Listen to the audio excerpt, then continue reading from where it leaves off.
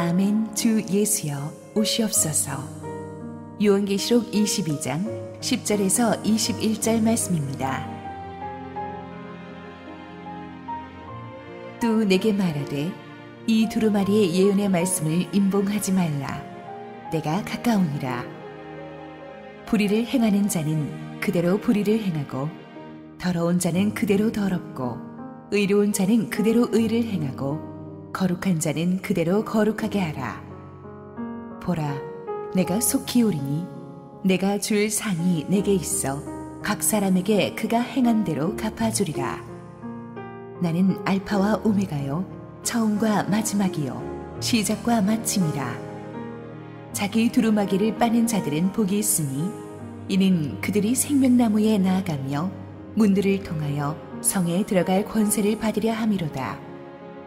개들과 점술가들과 음행하는 자들과 살인자들과 우상 숭배자들과 및 거짓말을 좋아하며 지어내는 자는 다 성 밖에 있으리라. 나 예수는 교회들을 위하여 내 사자를 보내어 이것들을 너에게 증언하게 하였노라. 나는 다윗의 뿌리요 자손이니 곧 광명한 새벽별이라 하시더라. 성령과 신부가 말씀하시기를 오라 하시는도다. 듣는 자도 오라 할 것이요 목마른 자도 올 것이요 또 원하는 자는 값없이 생명수를 받으라 하시더라. 내가 이 두루마리의 예언의 말씀을 듣는 모든 사람에게 증언하노니 만일 누구든지 이것들 외에 더하면 하나님이 이 두루마리에 기록된 재앙들을 그에게 더하실 것이요 만일 누구든지 이 두루마리의 예언의 말씀에서 제하여 버리면 하나님이 이 두루마리에 기록된 생명나무와 및 거룩한 성에 참여함을 제하여 버리시리라. 이것들을 증언하시니가 이르시되 내가 진실로 속히 오리라 하시거늘 아멘. 주 예수여 오시옵소서. 주 예수의 은혜가 모든 자들에게 있을지어다. 아멘. 할렐루야. 우리 하나님께 감사와 영광의 박수를 드리겠습니다. 몇 달 전에 7월 중순에 계시록 설교가 끝난다는 것을 알고 우리 성가대 분한테 부탁했습니다. 계시록 마지막 설교하는 날에 할렐루야를 들을 수 있겠느냐. 그리고 몇 달이 지났는데 오늘 사부 성가대가 다 할렐루야를 하는데 아침 시간에 소리 내기 참 힘든데 온몸에 힘을 다해서 웅장한 할렐루야를 기쁨으로 찬양해준 우리 챔버와 우리 이부 성가대에게 한번 격려의 박수를 부탁합니다. 고맙습니다. 제가 성가대 해봐서 알거든요. 이게 얼마나 힘든 노래인지. 가사는 심플하지만 성가대의 수준은 비포 할렐루야와 애프터 할렐루야가 있습니다. 우리 성가대는 이제 세계적인 수준으로 업그레이드하는 겁니다. 앞으로도 더 큰 은혜가 우리 성가대 통해서 임하기를 바랍니다. 우리 함께 기도하시고 하나님 말씀 듣겠습니다. 주님 은혜 감사합니다. 요한계시록의 강해 설교를 오늘 끝내는 마지막 주일입니다. 하나님께서 계시록에 담아주셨던 마지막 시대를 사는 우리를 향한 하나님의 가슴 절절한 메시지를 우리가 가슴 깊이 새기고 살게 하옵소서. 예수님의 이름으로 기도했습니다. 아멘. 42km를 달리는 장거리 마라톤 선수들에게 있어서 가장 힘든 구간은 마지막 35km, 40km라고 합니다. 그때쯤 되면 모든 사람들의 체력이 한계점에 달해서 정신력이 흐트러지고 아예 당장이라도 그만두고 싶은 생각이 굴뚝 같다고 합니다. 그런데 그걸 넘기고 나면 이제 마지막 남은 2km를 스퍼트할 때는 이제 끝났다는 희열, 이제 우승할 수 있다는 그 감동이 저도 모르게 엄청난 힘을 뿜어낸다고 합니다. 오늘의 말씀을 보면 우리는 마치 요한계시록이라는 길고 긴 코스를 완주하고 이제 주 경기장에 들어서서 결승점을 바라보고 스포트하는 듯한 그런 느낌을 받습니다. 그렇지만 마지막 2km를 제대로 뛰어야죠. 요한계시록의 마지막 본문인 오늘 말씀에는 곳곳에 계시록 전체를 잘 썸업하는 중요한 포인트들이 들어 있습니다. 먼저 우리 10절 읽으시겠습니다. 시작. 또 내게 말하되 이 두루마리의 예언의 말씀을 임봉하지 말라. 때가 가까우니라. 임봉하라는 것은 클로즈하라는 거죠. 근데 구약 성경에서는 다니엘서에서는 임봉하라고 했는데 여기서는 임봉하지 말라고 하셨어요. 구약 성경에는 임봉하라고 했던 걸 여기서는 임봉하지 말라고 한 것은 이제 이루어질 때가 가까웠기 때문에 오픈하고 알려야 된다는 뜻입니다. 계시록에 기록된 모든 말씀들이 언제 이루어지는가, 어떤 분들은 아직까지 안 이루어졌고 재림 직전에나 막 몰아서 이루어질 것이라고 생각하시는데 꼭 그렇지 않습니다. 왜냐하면 계시록의 초대 수신인은 2000년 전 초대 교인들이었습니다. 그래서 계시록의 사건들은 이미 그때부터 이루어지고 시작한 거예요. 예수님의 이 계시록에서 말하고 있는 말세, 마지막 때라는 것은 주님의 초림, 십자가 사건 때부터 주님의 재림 때까지, 오늘을 포함해서 앞으로 오실 주님의 재림 때까지의 모든 기간을 통틀어서 마지막 때라고 하고, 계시록의 예언들이 이루어지고 있는 것은 이 마지막 때인 거예요. 그래서 많은 계시록의 예언들이 이미 이루어졌고 지금 이루어지고 있고 앞으로도 이루어져서 주님 다시 오실 때 완성이 될 것입니다. 자, 그런데 이 예언의 말씀을 임봉하지 말라는 것은 이 말씀이 선반에 먼지나 뒤집어 쓰게 하려고 주신 게 아니라는 거예요. 열어서 가르치고 사용하고 선포하라는 뜻입니다. 숨기지 말고 적극적으로 전하라는 것입니다. 왜? 그래야 많은 사람들이 주님의 품으로 마지막 때에 돌아올 수 있기 때문입니다. 계속 제가 말씀드리겠지만 계시록의 마지막에 담긴 하나님의 마음은 전도요, 선교입니다. 12절과 20절에 보면은 재림의 타이밍에 대해서 나옵니다. 보라, 내가 속히 오리라. 20절에서는 내가 진실로 속히 오리라. 그러면 여기서 속히 온다는 말을 놓고 많은 사람들이 아니 2000년이 지나도록 안 오셨는데 속히 온다는 말이 이거 약간 사기성이 있는 말 아니냐. 우리 어릴 때 드라마에 보면은 부모가 어려울 때 자식 버리면서 서울역 앞에 세워놓고 깎아사탕 쥐어주고 아빠 고독게 기다려, 내가 속히 오리라. 그래놓고 아빠가 안 와. 배신감에 얘는 평생을 사는 거예요. 꼭 하나님이 그런 것 같잖아요. 2000년 동안 안 오신다는 거예요. 그런데 이 헬라어로 이 속히 온다는 말이 번역을 우리가 잘 봐야 됩니다. 한국말로 속히라고 했고 영어로 soon이라고 했는데 이 헬라어의 원어의 뜻은 빨리 온다는 뜻이 아니고 불시에 온다는 뜻입니다. Suddenly, anytime이라는 뜻이지 soon이라는 뜻이 꼭 아니라는 거예요. 그러므로 정확하게 하자면 이게 불시에 터지는 사건이 될 것이다. 언제든지 오실 수 있다는 그 말의 의미입니다. 그리고 주님께서 재림의 정확한 시간은 비밀에 감추어 두셨습니다. 그래야 우리가 마지막 날까지 날마다 세상 마지막 날인 것처럼 신실하게 살아갈 수가 있기 때문입니다. 날마다 그날 주님 다시 오실 것처럼 우리가 준비하며 기다릴 수 있기 때문입니다. 보통 요한계시록 하면은 이 메인 포인트가 주님이 언제 어떤 모양으로 다시 오실지를 설명하는 거라고 생각합니다. 그러나 그것은 핵심이 아닙니다. 핵심은 주님이 언제 다시 오셔도 거리낌이 없도록 주님의 다시 오심을 준비하는 삶을 살라. 이것이 핵심입니다. 주님의 재림의 때가 갑자기 임할 수 있다는 메시지는 핍박받는 하나님의 교회에게 소망과 용기와 꿈을 주는 것입니다. 이 세상에서 다 보상받으려고 하지 말라. 천국의 상급이 기다린다는 뜻입니다. 12절 읽습니다. 시작. 보라, 내가 속히 오리니 내가 줄 상이 내게 있어 각 사람에게 그가 행한 대로 갚아 주리라. 자, 계시록에서 계속 나오는 메시지는 이기는 자에게 주는 상입니다. 승리의 면류관입니다. 하나님께서 천국에서 상이 있다고 하십니다. 자, 여러분, 구원은 은혜로 그냥 가요. 그렇지만 구원받고 천국 가서 천국 상급은 행위대로 받습니다. 선한 싸움을 다 싸우고 주님 위해서 욕도 먹고 핍박도 견뎌내고 황금 같은 여름 휴가를 반납하고 이번에 아우리치 가시는 분들 축복합니다. 그렇게 남들은 휴가 가서 노는데 이분들은 가서 자기 돈 쓰고 시간 써서 가난한 오지의 원주민들을 돕고 섬기고 사랑하고 돌아오고, 그리고 평소에도 하나님의 일을 하고 제자 만들고 이런 모든 사람들에게는 반드시 천국 상급이 기다립니다. 그렇게 수고하고 땀 흘린 성도들과 주일 예배만 간신히 드리고 바람과 함께 사라져버리는 성도들과 받는 상급이 똑같다면 이건 너무 억울하지 않아요? 천국에 가면은 다양하고 풍성한 상이 여러분이 주님을 위해서 선한 싸움 다 싸운 것만큼 반드시 기다릴 것입니다.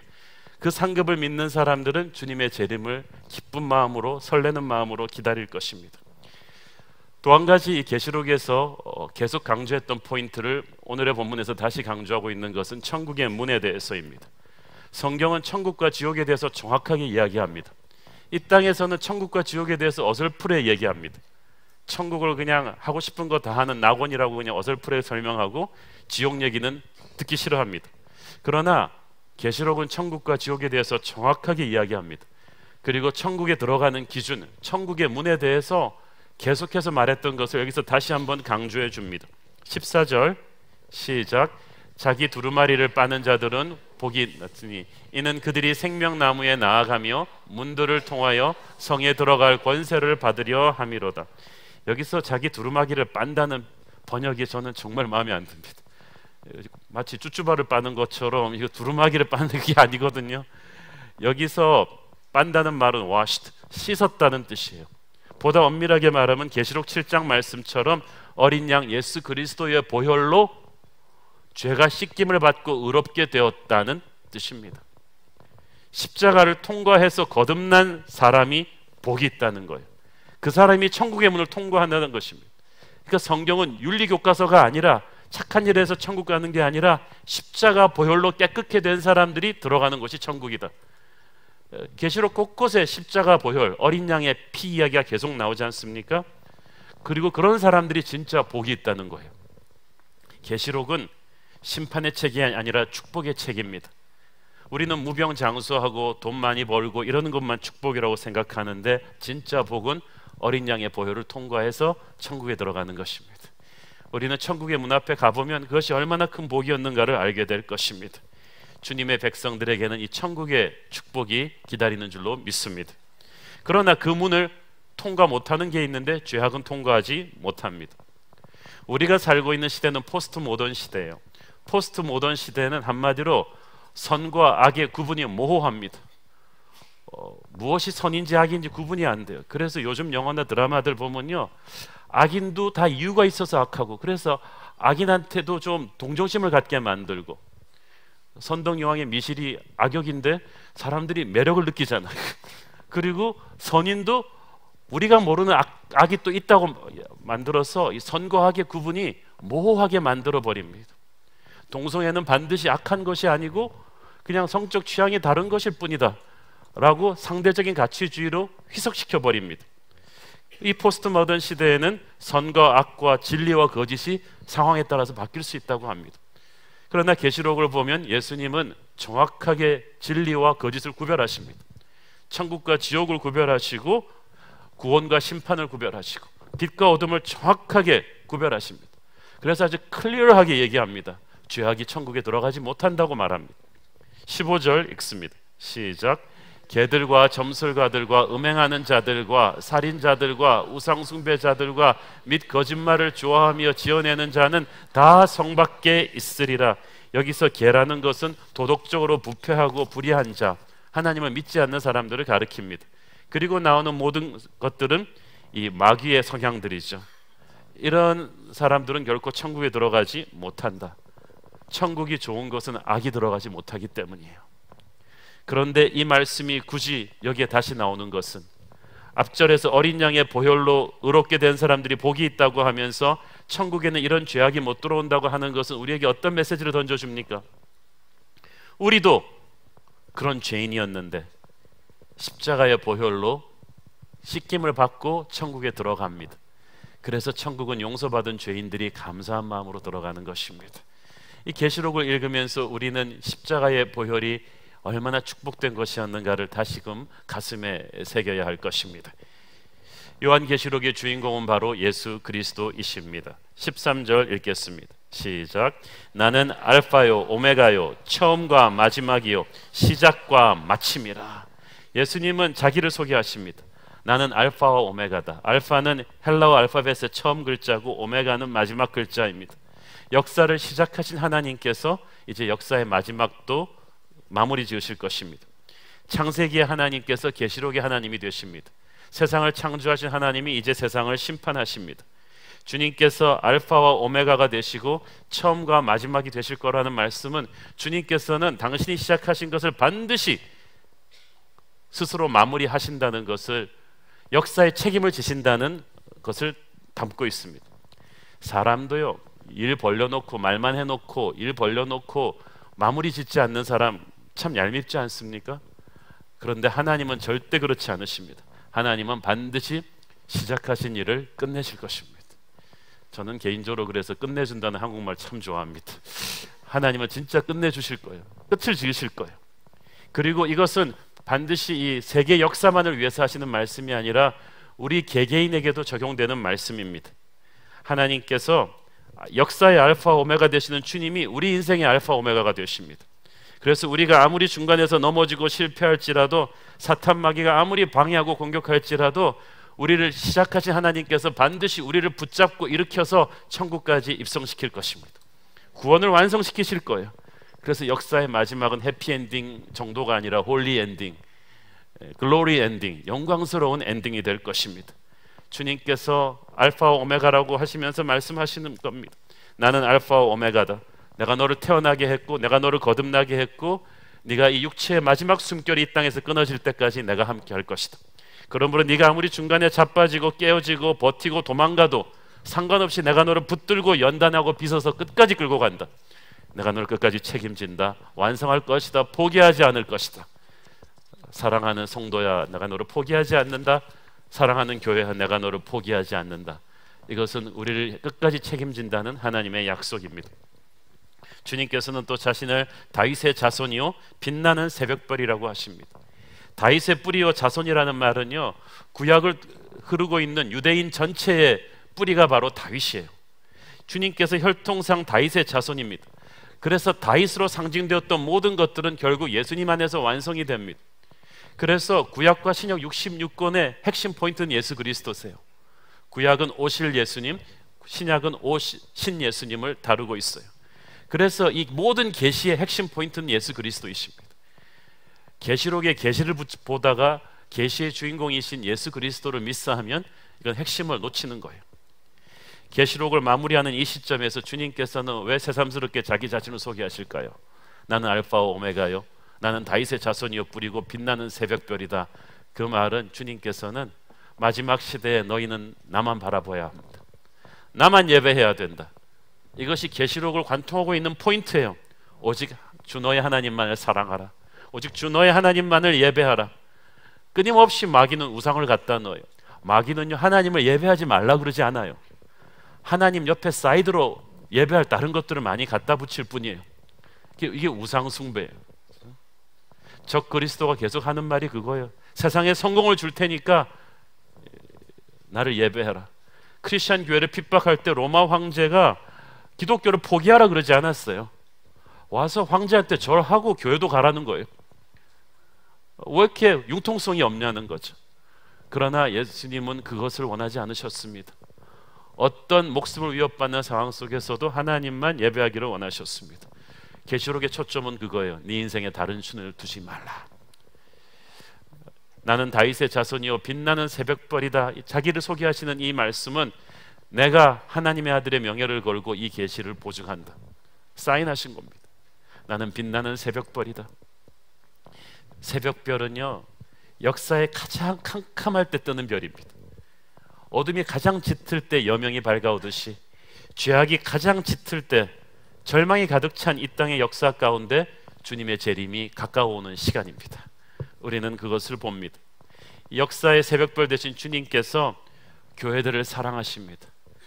요한계시록은 어떻게 보면은 그 교회를 향한 주님의 러브레터예요. 주님의 마음이에요. 십자가 보혈로 구원하신 이 주님의 교회를 주님이 얼마나 사랑하시는지 모릅니다. 16절 보세요. 시작.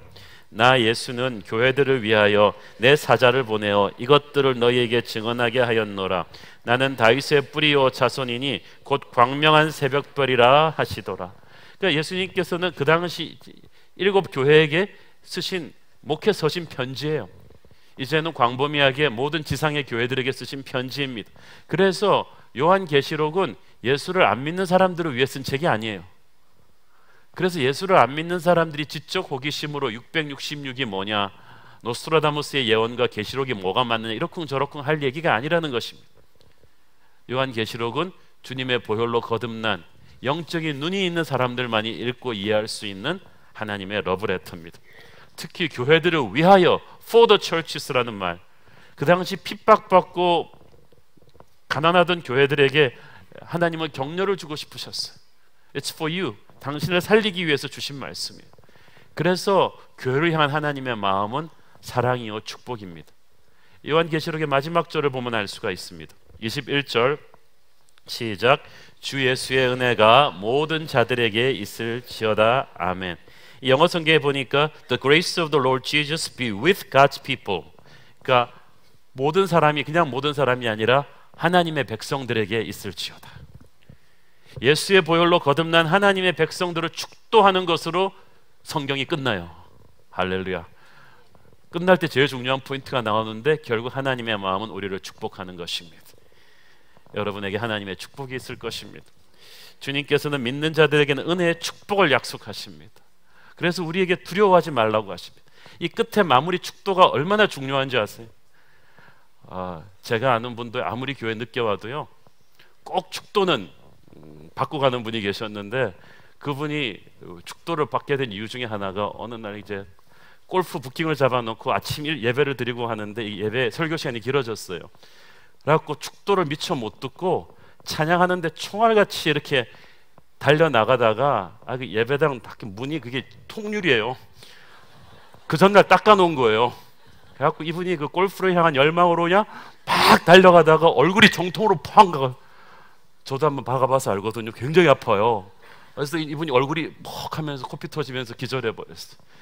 교회 소문이 쫙 났어요. 골프 치러 나가다가 유리에 머리 박고 기절한 집사님. 그래가지고 그때부터 이분이 하나님의 음성을 듣고 다시는 축도는 반드시 받고 나간다, 그런 전설이 이렇게 남았죠. 이 축도 굉장히 중요합니다. 하나님의 마음이 축복이다. 요한계시록은 무서운 책이 아니라 축복의 책이다. 끝까지 하나님은 하나님의 교회를 축복하기를 원하십니다. 핍박 속에 있는 하나님의 교회를 축복하면서, 그 당시 크리스천들은 하나님 말고는 축복해주는 사람이 없었어요. 요즘은 우리가 세상에 나가도 이렇게 뭐 물건 사고 그러면 백화점 직원들이 그래도 막 잘해주고 그러잖아요. 비행기를 타도 스튜어디스들이 막 인사도 하고 그러잖아요. 근데 그 당시 크리스천들은 하나님 말고는 축복해주는 사람이 없었어. 하나님 말고는 다 욕먹고 핍박받는 사람들이었는데 하나님은 계시록에서 끝없이 축복해 준 거예요. 세상 누가 욕해도 하나님의 축복을 받으니까 살아날 힘이 생겨요. 오늘 세상의 말을 듣고 기죽은 여러분이 있다면 오늘 하나님의 축도를 받고 살아 일어나길 바랍니다. 주님은 험한 세상 속에 있는 교회를 축복하시면서 사명을 주셨어요. 그것은 전도의 사명, 선교의 사명입니다. 11절 읽겠습니다. 시작.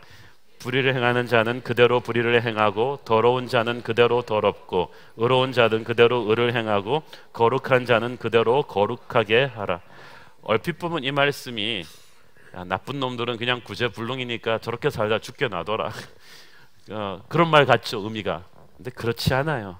이것은 오히려 마지막 때가 가까웠으니까 죄인들이 회개를 좀 하라는 하나님의 그 마음입니다. 계시록의 마무리는 하나님의 그 잃어버린 영혼들을 품는 아버지 마음이에요. 17절 읽겠습니다. 시작.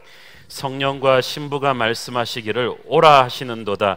듣는 자도 오라 할 것이요, 목마른 자도 올 것이요, 또 원하는 자는 값없이 생명수를 받으라 하시더라. 여기서 듣는 자는 어떤 경로를 통해서든 말씀을 들으려 하는 자들, 목마른 자들은 영적인 목마름이 있는 분들, 그리고 원하는 자는 하나님의 구원을 갈망하는 분들. 전도하다 보면 마치 이분이 전도를 기다린 듯한 분이 있습니다. 얼마나 회개가 됐는지 몰라. 나는 겁나가서 전도했는데 이분은 기다리고 있었어. 제가 아는 분 친구도 아주 유명한 패션 디자이너인데 깐깐하고 교만하고 모든 죄란 죄는 다 짓고 사는 사람이라 아무도 전도를 안 하는 거예요. 크리스천 친구들도. 설마 이런 사람이 예수 믿겠냐 싶어서. 근데 제 친구가 전도를 했더니 그 자리에서 가지 뭐 교회 기다리고 있었던 거야. 목말라 하고 있었던 거야. 여러분, 그런 분들이 많다는 거예요. 마지막이 될수록. 그런 분들을 하나님이 끌어안기를 원하세요.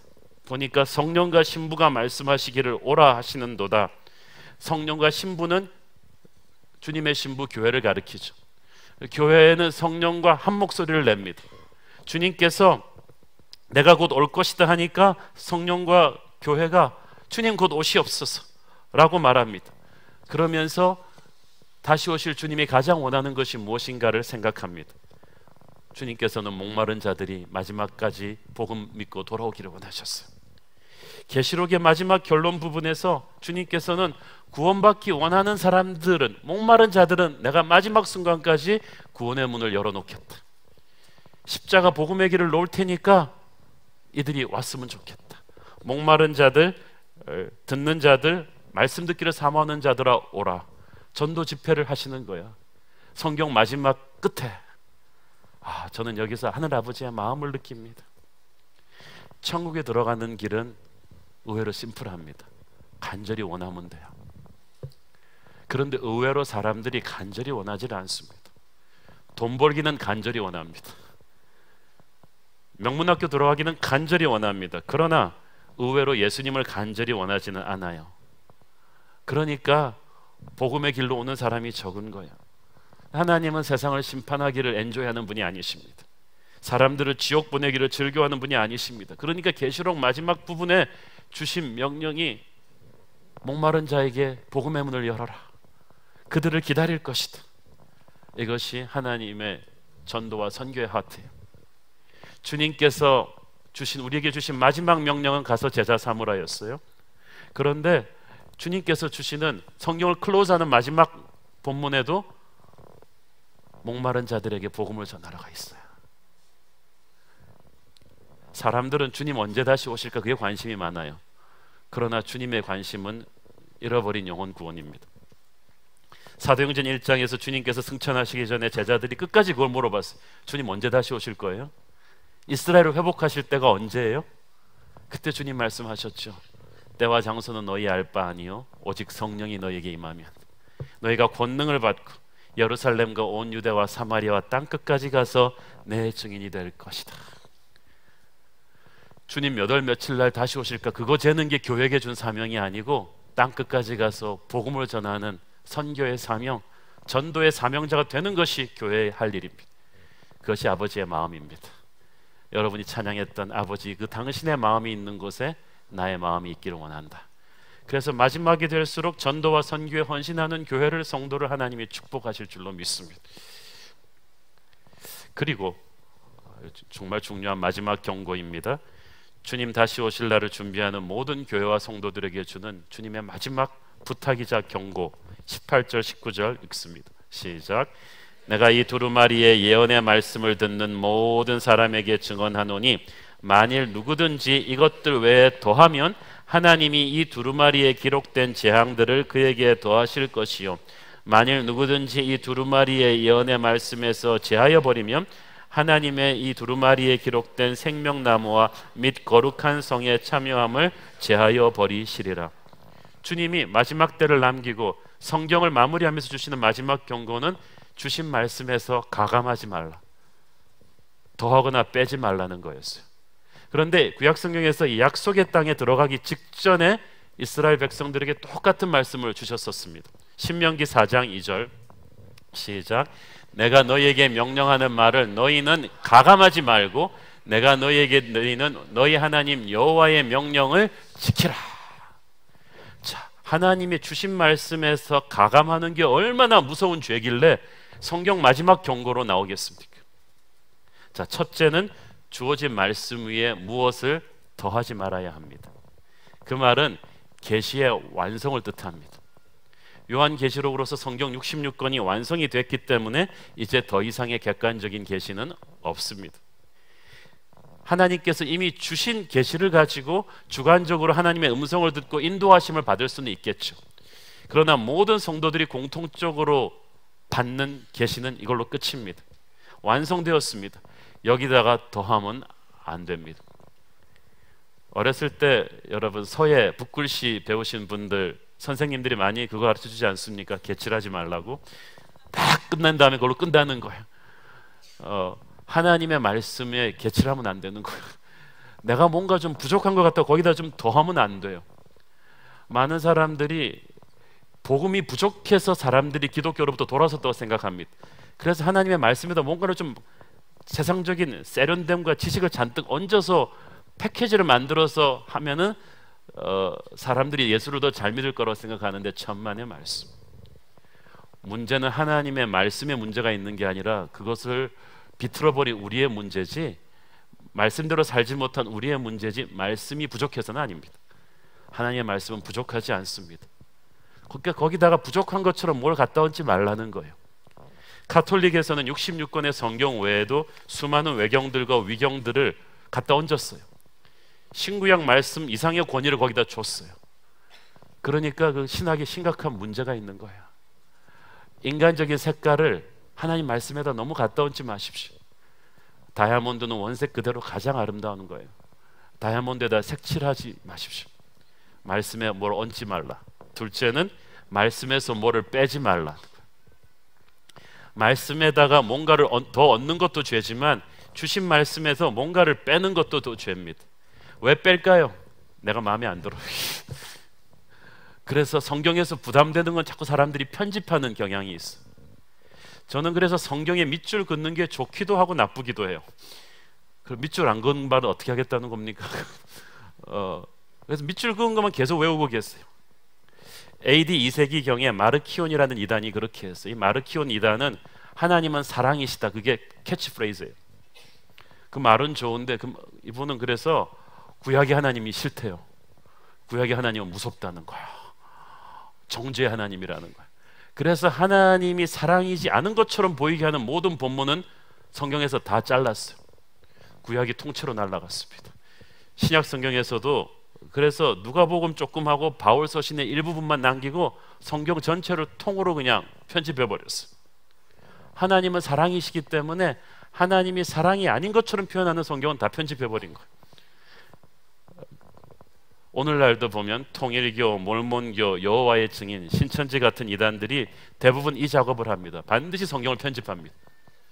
그래서 내가 복음을 만들어 놓죠. 그래서 이단들의 성경 공부를 보면요, 창세기부터 계시록까지 전체 성경의 콘텍스트를 같이 쫙 읽고 전체 큰 흐름을 보는 그런 성경 공부 절대 안 합니다. 다 그 북한의 주체사상 강의집처럼 자기들이 원하는 교리 포인트를 놓고 거기다가 성경 말씀을 이것저것 짜집기해서 갖다 붙이는 거예요. 이런 성경 공부가 굉장히 위험합니다. 경계해야 합니다. 함부로 하나님의 말씀을 편집하는 것은 계시의 완전성을 파괴하는 겁니다. 그리고 그 말씀을 주신 하나님의 권위를 흔드는 거예요. 이게 왜 얼마나 무서운 죄냐 하면 이걸 최초로 시도한 게 사탄입니다. 하나님이 아담에게 클리어하게 말씀하신 것을 사탄이 뿌옇게 만들어 버렸어요. 반드시 죽을 것이다 했는데 죽을까 하노라. 아다르고 어다르다는 말이 거기서부터 시작됐어요. 그리고 인간이 하나님의 말씀을 편집해버린 사탄의 유혹을 덜컥 물었을 때 에덴 동산에서 쫓겨나고 우리는 모두 죄의 자손이 되어서 세상이 파괴되는 이 끔찍한 사단이 말씀을 편집한 사단 때문에 시작된 거예요. 그리고 그 편집이 인간을 위한 것처럼 착각한 사람들의 연약함 때문에 시작된 거예요. 여러분, 음식도 편식하면 영양실조 걸리죠?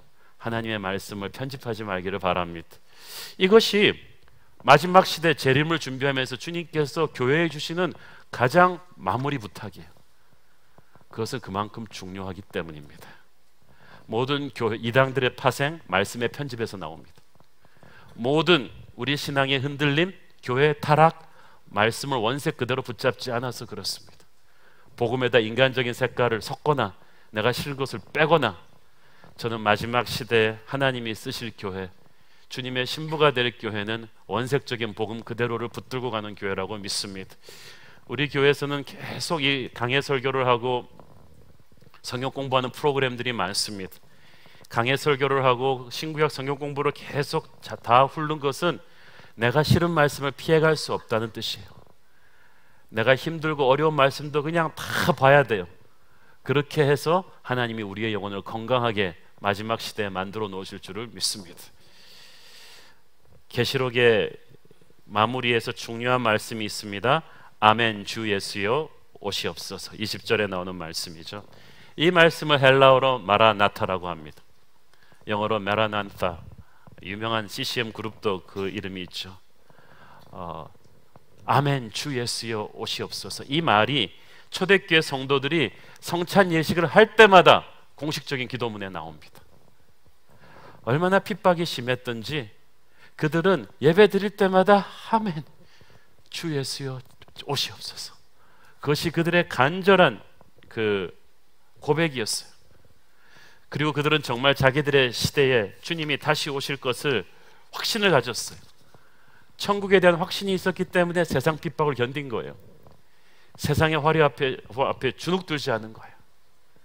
공부 안 한 학생이 시험이여 빨리 오시옵소서 이럴 수가 없죠. 마라나타의 기도를 할 수 있는 사람은 자신이 있는 사람이에요. 지금 언제 주님 다시 오셔도 부끄러움 없는 믿음의 삶을 사는 자신이 있는 사람이에요. 자신이 없는 사람은, 이 땅에 대한 애착이 너무나 많은 사람은 이렇게 말할 수가 없어요.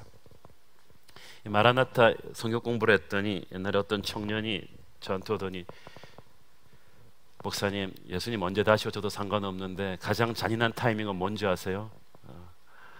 제가 지금 7년째 연애하고 있는데요, 그래갖고 결혼해가지고 신혼여행 가기 직전에 주님 다시 오시는 거예요. 저는 그건 가장 잔인한 일일 것 같아요. 그래서 언제든지 괜찮은데 자기 결혼한 다음에 와야 된다는 거지. 세상에 대한 애착이 있으면요, 이 마라나타 이 고백이 진실하게 안 나옵니다.